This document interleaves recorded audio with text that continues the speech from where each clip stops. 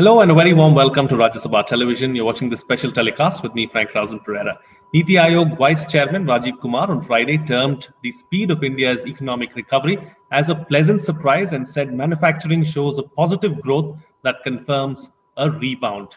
To talk about the Q2 GDP data, I have with me on the program today Rajiv Kumar, the Vice Chairman of NITI Aayog. Mr. Kumar, welcome to Rajya Sabha Television. Thank you, and a pleasure to be here, Frank. So let's talk about the Q2 GDP figures first. Your thoughts and your initial analysis and remarks, really, as far as the contraction of 7.5%. While it's a contraction, no doubt, and therefore represents the slowdown of economic activity, it has come as a pleasant surprise because everybody expected the contraction to be much higher, much bigger, much steeper, and everybody is thinking about nearly 10% contraction. So 7.5%, therefore, is a kind of a blessing in disguise, and this also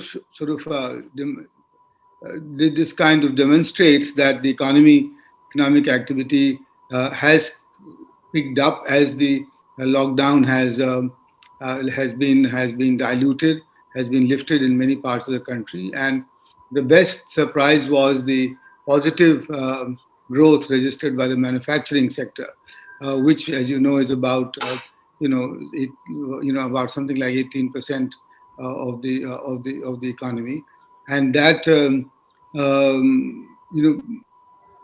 it registered a growth of 0.6%, which is quite marginal, but nonetheless is very significant because it shows that the demand for consumer and consumer durables picked up quite smartly during the July to September period. And this is to be followed by October and November, the festival month, and then the month after, wherein we can expect manufacturing growth to pick up even more. This was reflected also in the high frequency figures like the growth in GST numbers, which crossed rupees 1 trillion both for September and October. So for me, this is a clear indication that economic activity is now bottomed out, and you will see the third quarter, perhaps becoming almost at par with the third quarter previous year, and then the fourth quarter, January to March 21, registering a small positive growth, which will signal the beginning of a sharp recovery in India's economic activity in the year 21-22. Absolutely. Two or three points that I would like to take forward with you. First, the issue of manufacturing, of course. In the preceding quarter, we saw that the contraction was about 39% in manufacturing. Now it is in the positive 0.6%. So that is, like you pointed out yourself itself, it's a massive improvement. What are the factors that have led to this?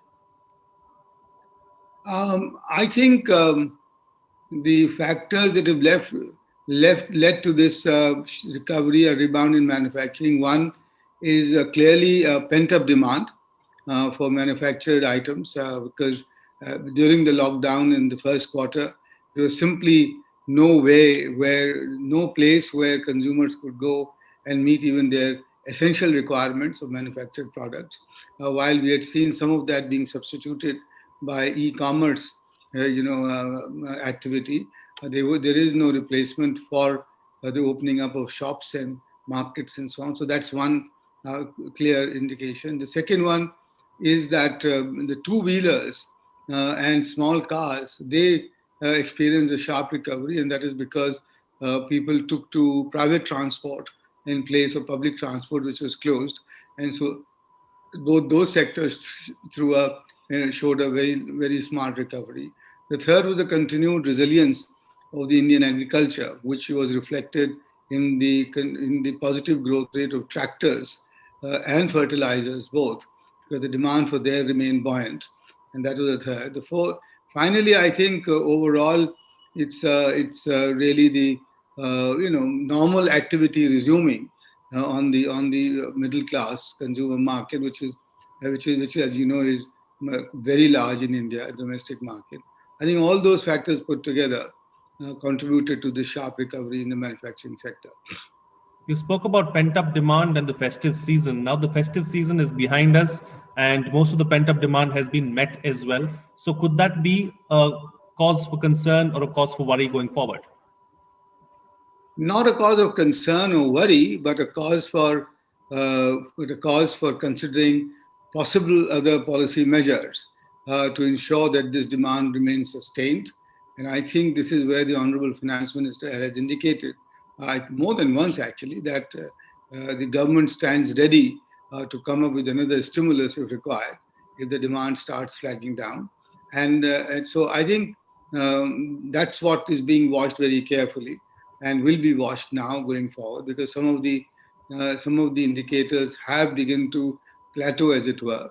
But I'm sure the government will come up with the required response to sustain this growth and sustain this recovery in the coming months. And one of the things that the NITI Aayog has been suggesting is to provide a larger capital expenditure by the government on infrastructure projects, which will raise and help improve productivity in the economy. And I think some of those can be identified, and that will help sustain the demand, because these projects have very large multiplier effects, and once that happens, we can be assured that the growth and will be sustained. Talking about another aspect, really, as to what could determine how well we grow and how well the economy fares. Let's also not forget that the fact that the number of rising COVID-19 cases across the country, there are several states that are badly affected. We've seen a wave three now, is what people are calling it. And the government is speaking about containment zone. Some states are going into night curfew and these kind of aspects. So is that likely to have any kind of an impact on the economy? Well, of course, the pandemic and its direction and its intensity will have an impact on economic activity. There is no doubt about it, because there is also it imposes a great deal of uncertainty in the minds of the consumer, who then, and especially for the services sector, because where hospitality and travel remain badly affected because of these apprehensions and these fears on part of the general consumer to minimize travel contact, etc. And even in Q2, the services sector growth declined by a negative 11%. So that's all. So just to repeat, that the nature and intensity of the pandemic will surely affect economic activity. But I think from what I've seen, the peak is well past us, even in the pandemic sense. I think we crossed the peak of 80,000 cases per day in September, and now we've come down to 40,000 or so, and on some days even lower. So the pandemic seems to be getting confined to some cities and states, but overall as a country, we are not only our number of daily cases is declining, but more importantly, the mortality, the fatality rate is declining rather sharply. So I think to that extent, my hope and my assumption is that the negative impact of the pandemic will be lower and will continue to decline gradually as we move forward in the coming months. Mr. Kumar, let's focus on a couple of more aspects, that we've seen some positive light in. Let's talk about the agriculture sector and dwell upon the rural economy for a bit now, because the rural economy has done well. Agriculture, of course, saw growth of about 3.4% as well. So, this is definitely a positive sign and a positive trend. Do you see that continuing? I think so. I very much think so. And 3.4% growth in Q2, which is the weak season in agriculture, by the way.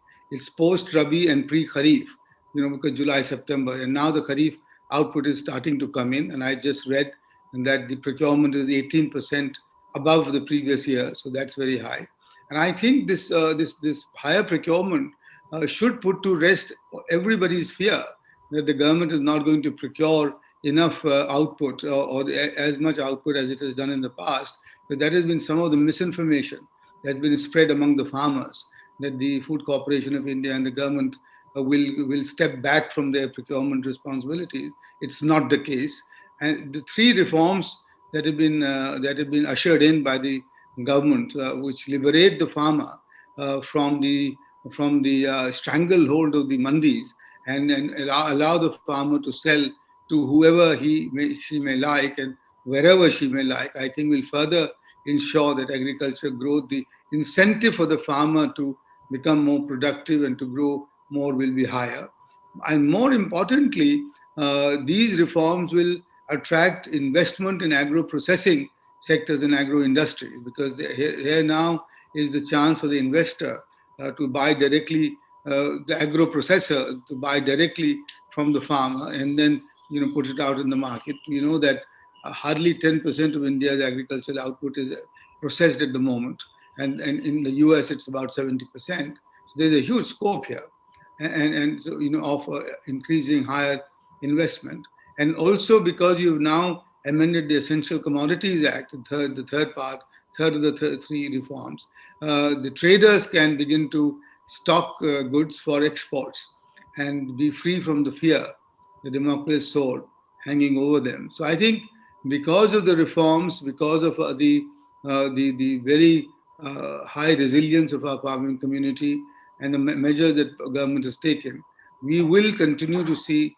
uh, strong positive growth in agricultural sector, which, by the way, also includes horticulture, fisheries, and animal husbandry, for which, for the first time, new departments have been created. And I think that diversification in agriculture will also increase as we go forward. Since we are here, Mr. Kumar, was there anything that surprised you at all? The fact that the rural economy held its own and did not crumble, and we've seen that the growth is stemming from the rural economy. Not really. I wasn't.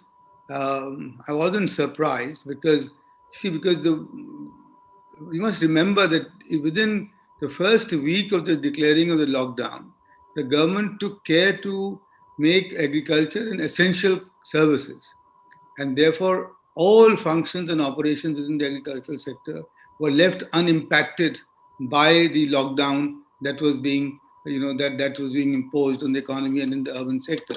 So and I've been visiting the rural areas, and there, fortunately for us, the pandemic has not spread there, and the farmer has been free to go about his business. Plus, the returning migrants for whom the Manrega allocation was increased by more than 100%, helped also to buoy up the rural economy by non-agricultural functions and non-agricultural operations. I think overall it's been a response to government's own initiatives and policies that agriculture has performed as well as it has done. Since rural economy has held its own, do you believe that the urban economy is a concern area and we need to focus on the urban economy going forward? Job creation could be one aspect, skilling, and several of these other aspects need to be addressed too.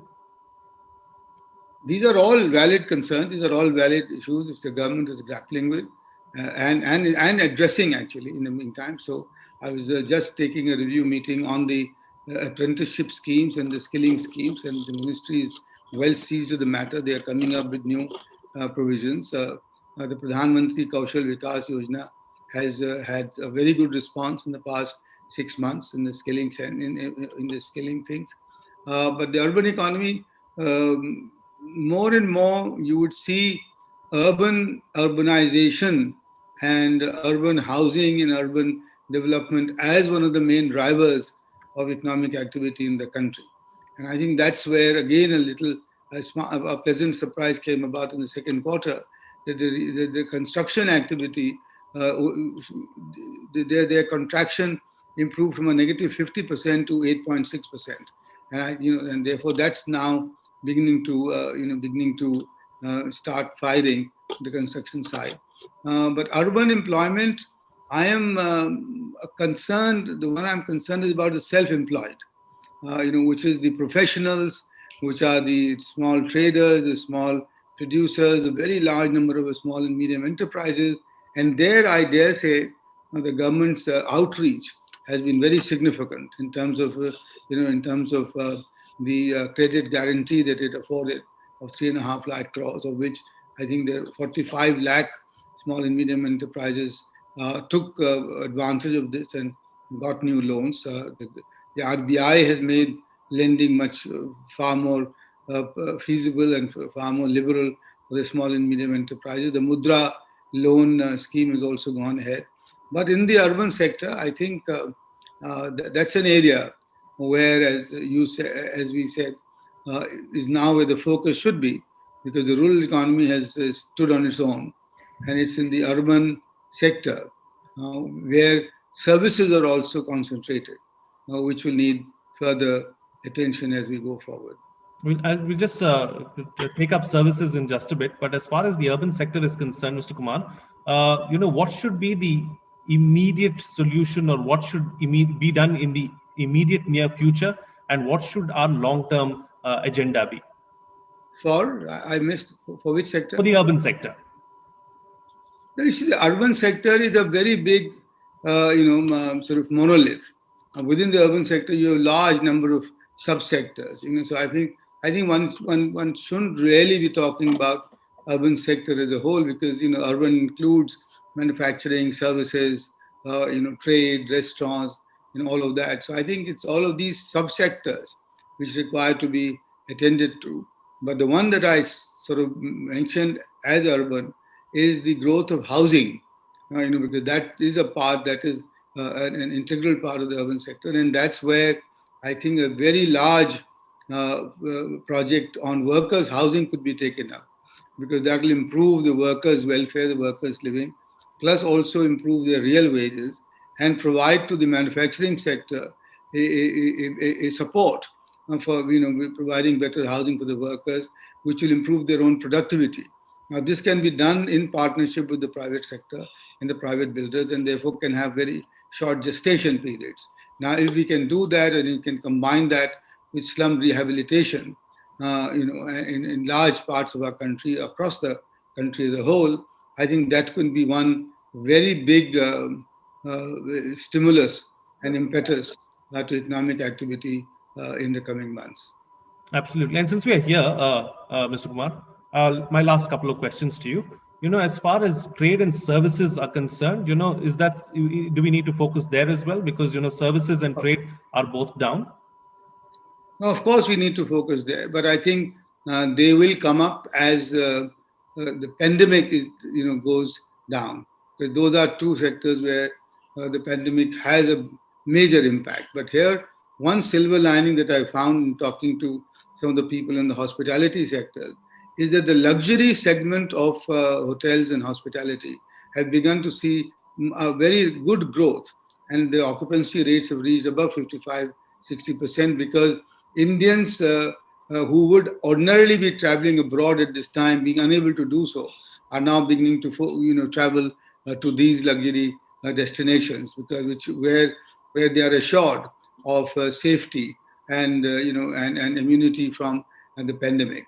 So I think that's beginning to happen. But there again, the pandemic may cause a pandemic shift, a paradigm shift, because some of the demand, like for example corporate travel, may not come back as strong as it was in the past. So that sector will undergo some major changes in the coming years, in the coming months.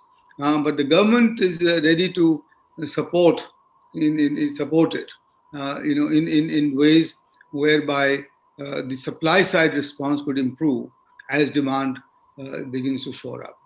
And my final question to you, Mr. Kumar, you spoke about lending. Let's not forget that during the pandemic, there are several companies that have been affected, several industries that have been affected as a result of the pandemic itself.